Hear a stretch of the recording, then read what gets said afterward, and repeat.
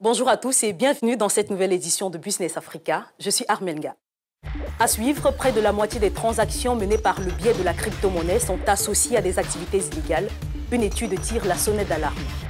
Performance économique, le Ghana confirme son intention de se retirer d'un programme du Fonds monétaire international. Et puis, la Côte d'Ivoire, classée 4e mondiale au rang des pays à forte croissance économique. Une partie des transactions liées à la crypto-monnaie générerait près de 72 milliards de dollars. Mais bémol, selon les auteurs d'une étude publiée récemment, ces opérations sont menées pour près de moitié dans le cadre d'activités illégales, telles que le trafic de drogue, la pornographie illégale ou encore le blanchiment d'argent. Les détails de Linette Bahati et Serge Kofi.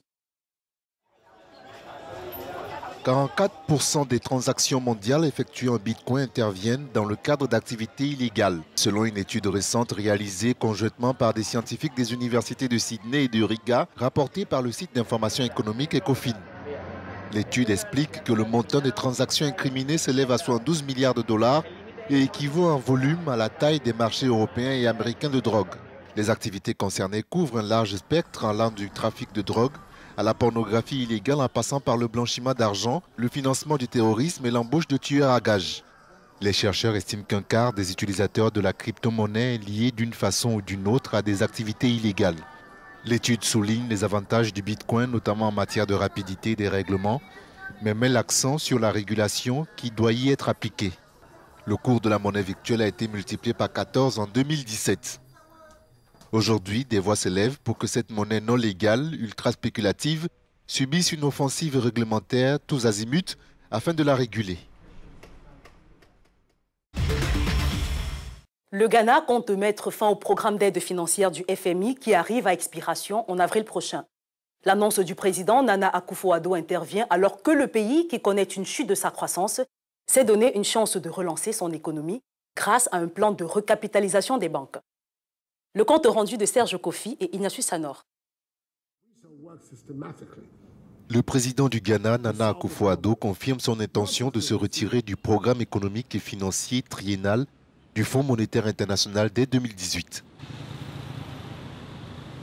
À l'occasion de son deuxième discours sur l'état de la nation prononcé jeudi devant le Parlement, le président ghanéen a expliqué que la performance macroéconomique relativement bonne en 2017 soutiendra fortement la réussite de ce programme. Il a également affiché sa détermination à mettre en place des mesures pour maintenir la stabilité macroéconomique afin que la nation ouest-africaine n'ait aucune raison de demander à nouveau l'aide de l'institution de Bretton Woods. Le programme économique et financier triennal entre le FMI et le Ghana a été approuvé en avril 2015. Il visait à restaurer la viabilité de la dette, la stabilité macroéconomique du pays et favoriser un retour à la croissance et à la création d'emplois tout en protégeant les dépenses sociales.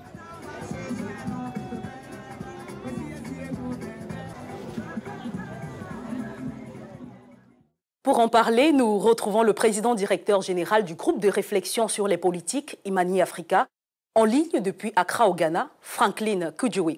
Bonjour Monsieur Kudjoe et bienvenue dans ce programme. Avec un produit intérieur brut de 4,7% en 2017, comment le Ghana peut-il résister aux caprices du monde économique international en confirmant le retrait du FMI de son programme élargi de crédit?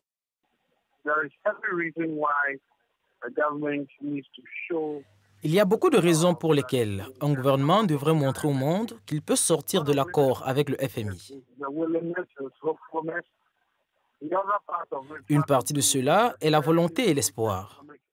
L'autre partie est liée à la dextérité avec laquelle l'économie est un ingrédient important dans la vie de tout le monde.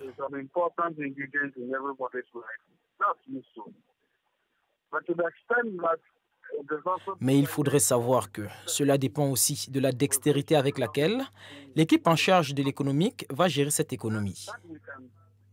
Nous pourrions en discuter et débattre.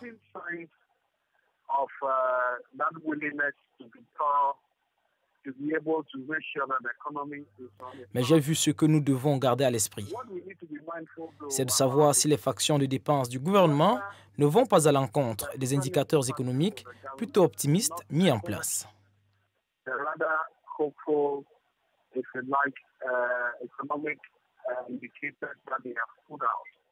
Quelles mesures ont été prises par le pays pour assurer la viabilité financière des entreprises publiques efficaces, notamment les banques où les prêts non productifs ont grimpé jusqu'à 21,2% en juin 2017? Eh bien, pas tout à fait. À la fin de la journée, s'il y a des prêts non performants, ils doivent simplement être collectés. Je pense que la stratégie à long terme consiste à examiner les taux d'intérêt et à faire en sorte que les gens puissent emprunter de façon à pouvoir rembourser.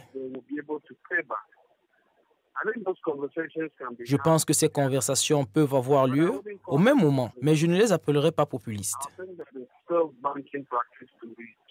Je pense que ce sont toujours les pratiques bancaires qui encouragent les gens à parler de prêts improductifs et à rembourser ces prêts.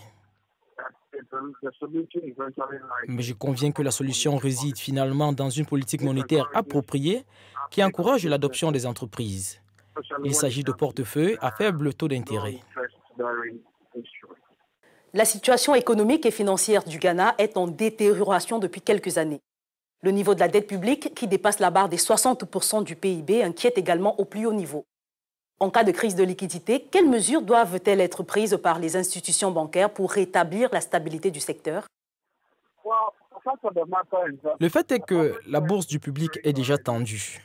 Et ce sont les projets phares en cours du gouvernement que nous allons scruter et quelques actions mises en place cette année.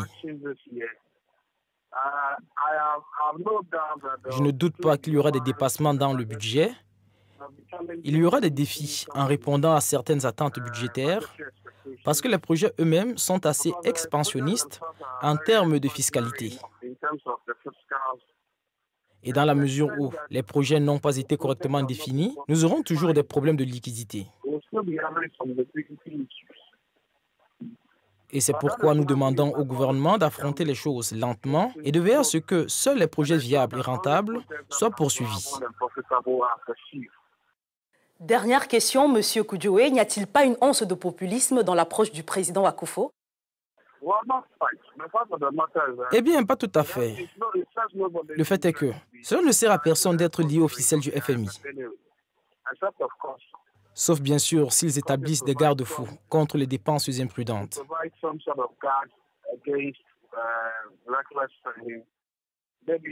Peut-être c'est pourquoi nous aurons besoin d'eux.